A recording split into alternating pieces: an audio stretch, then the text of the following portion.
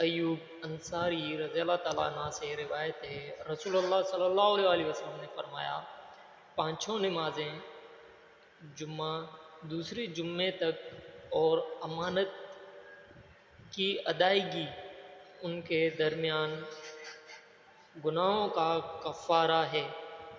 میں نے عرض کیا، امانت کی ادائیگی سے کیا مراد ہے؟ فرمایا، جنابت کا غسل، کیونکہ ہر بال کے نیچے جنابت ہے۔